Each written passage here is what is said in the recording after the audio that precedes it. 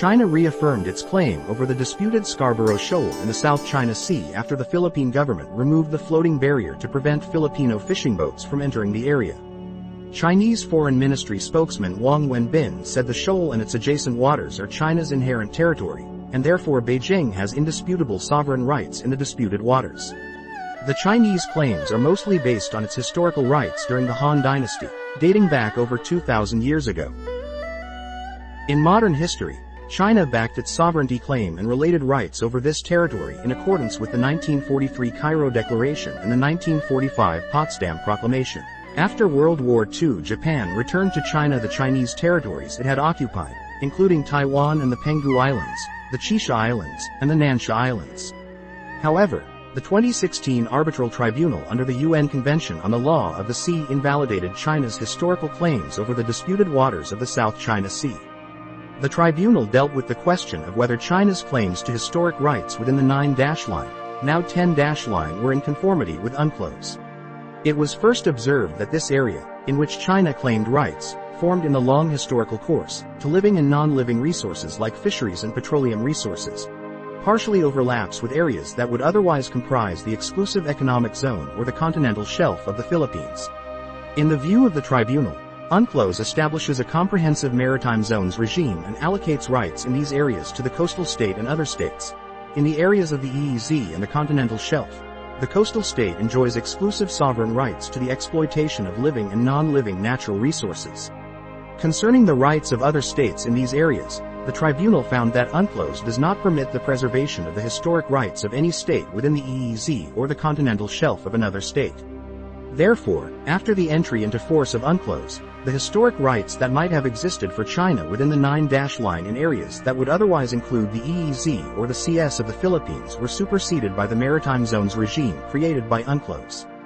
That means the pre-existing historic rights no longer exist as they are not compatible with UNCLOS.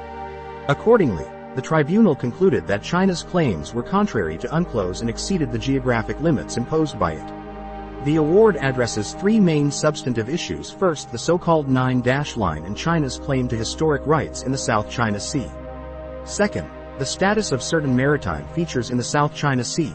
And third, the legality of Chinese activities in the South China Sea.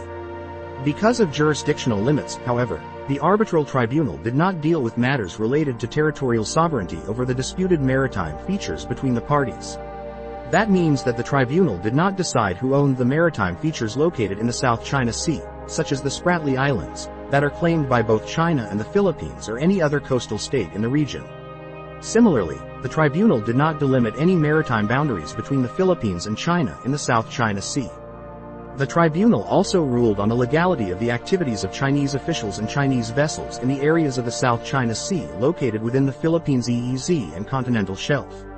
It concluded that China breached the provisions of UNCLOS, in particular by temporarily prohibiting fishing in areas of the South China Sea falling within the Philippines' EEZ. Failing to prevent Chinese vessels from fishing in the Philippines' EEZ at Mischief Reef and Second Thomas Shoal, and preventing Filipino fishermen from engaging in traditional fishing at Scarborough Shoal.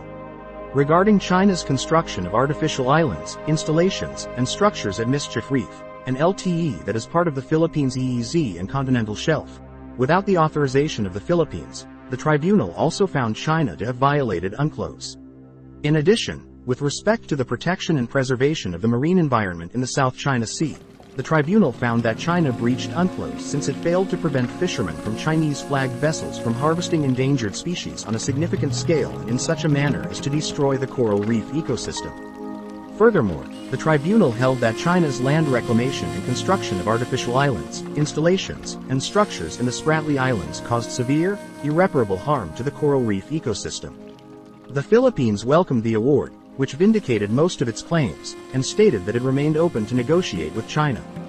Conversely, China rejected the decision as illegal, null, and void and therefore without any binding effect on itself. Other countries, including the United States, Vietnam, Australia, and Japan, backed the Philippines and called on China to respect the tribunal's decision. On the other hand, Cambodia supported China's non-acceptance of the award. And a new national map produced by Beijing is the latest expansive conception of its borders to outrage its neighbors. The Philippines, Malaysia, Vietnam, Taiwan, and India all of which have territorial disputes with China, have objected to the 2023 version of the country's standard map, released on the 28th of August by the Chinese Ministry of Natural Resources. The map includes a U-shaped line that reaffirms Beijing's claims to sovereignty over almost all of the South China Sea, including the West Philippine Sea, a resource-rich and strategically important region through which trillions of dollars in trade flows each year. The line extends into the exclusive economic zones of a number of countries. It also includes the Indian state of Arunachal Pradesh and the Aksai Chin, in the Himalayan border, which China controls but India also claims, and the Russian territory of Bolshoi-Ussuriysky Island. At least 6 neighboring countries have objected to China's new standard national map, which features a 10-dash line, instead of the previous 9 dashes, used to stake claims on the South China Sea, with an additional dash to the east of Taiwan. The new map repeats the 9-dash line claims made by China and rejected by the United Nations Law of the Sea Tribunal, while also claiming new territory around Taiwan and to the north of India. This comes days after President Xi Jinping declared at the latest BRICS summit that hegemonism is not in China's DNA. China has put one new dash in the eastern section of the democratic island of Taiwan. Beijing sees Taiwan as a renegade province subject to reunification. Also, inside this 10-dash line are the entire Spratly Islands, which include the Kalayaan Island group. ASEAN members issued a joint communiqué reaffirming the need to avoid actions that might escalate tensions in the South China Sea and to seek the peaceful resolution of disputes in accordance with international law, including UNCLOS. The tribunal's ruling is certainly a legal victory for the Philippines over China, as the judges agreed unanimously on almost all the questions submitted by the Philippines, including a declaration from the tribunal that China is obliged to comply with UNCLOS and that the award is legally binding on China. There is no enforcement mechanism as such under UNCLOS in the event that China fails to comply with the tribunal's decision, but the Philippines could either resort to diplomatic ways, bilateral or multilateral negotiations within the framework of international organizations, or have recourse to further arbitration under UNCLOS. Moreover, other states and non-state actors could take further actions such as economic sanctions to put pressure on Beijing to shift its behavior. But, beyond China's non-compliance attitude, the award has value for the states bordering the South China Sea and the rest of the international community for 2 reasons. The tribunal's ruling clarified the respective rights and obligations of both China and the Philippines in the South China Sea, thereby facilitating their further relations, and the tribunal's findings might have an impact on policy considerations and decision-making of other states as it clarified important legal issues in UNCLOS. Why does the South China Sea matter? The 1.3 million square mile waterway is vital to international trade, with an estimated third of global shipping worth trillions of dollars passing through each year. It's also home to vast fertile fishing grounds upon which many lives and livelihoods depend. Much of its economic value remains untapped, however. According to the U.S. Energy Information Agency, the waterway holds at least 190 trillion cubic feet of natural gas and 11 billion barrels of oil. Who controls those resources and how they are exploited could have a huge impact on the environment. The South China Sea is home to hundreds of largely uninhabited islands and coral atolls, and diverse wildlife at risk from climate change and marine pollution. Beijing claims indisputable sovereignty over almost all of the South China Sea, and most of the islands and sandbars within it, including many features that are hundreds of miles from mainland China.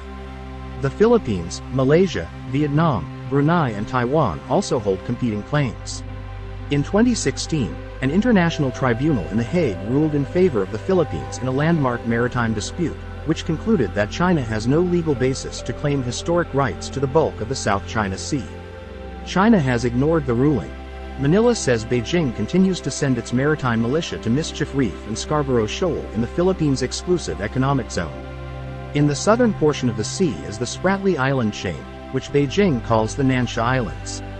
The archipelago consists of 100 islets and reefs, of which 45 are occupied by China, Taiwan, Malaysia, Vietnam, or the Philippines. In the northwestern part of the sea, the paracels, known as the Xisha Islands in China, have been controlled by Beijing since 1974 despite claims from Vietnam and Taiwan. China's ruling Communist Party also claims self-governing Taiwan as its own territory, despite having never controlled it. Under President Ferdinand Bongbong Marcos Jr., the Philippines has taken increasingly assertive steps to protect its claim to shoals in the South China Sea, leading to several confrontations with Chinese vessels in waters off the Philippine Islands. They include standoffs between the Chinese Coast Guard and what Manila says are shadowy Chinese maritime militia boats and tiny wooden Philippine fishing vessels, Chinese water cannons blocking the resupply of a shipwrecked Philippine military outpost, and a lone Filipino diver using a knife to sever a massive floating Chinese barrier. These recent incidents in the past year show that China has become increasingly aggressive and confident in its actions against smaller countries like the Philippines. The Philippine Coast Guard says it remains committed to upholding international law, safeguarding the welfare of Filipino fisherfolk, and protecting the rights of the Philippines in its territorial waters. China's foreign ministry has defended the behavior of its vessels in the waterway and said Beijing will firmly safeguard what it views as its territorial sovereignty. Since taking office in 2022, Philippine President Marcos Jr. has taken a stronger stance over the South China Sea than his predecessor, Rodrigo Duterte's, amid the wider power struggle that has been playing out in the region for years. The South China Sea is widely seen as a potential flashpoint for global conflict, and the recent confrontations between Manila and Beijing have raised concerns among Western observers of potentially developing into an international incident if China, a global power, decides to act more forcefully against the Philippines, a U.S. treaty ally. Washington and Manila are bound by a mutual defense treaty signed in 1951 that remains in force, stipulating that both sides would help defend each other if either were attacked by a third party. Marcos has strengthened U.S. relations that had frayed under his predecessor, with the two allies touting potential future joint patrols in the South China Sea.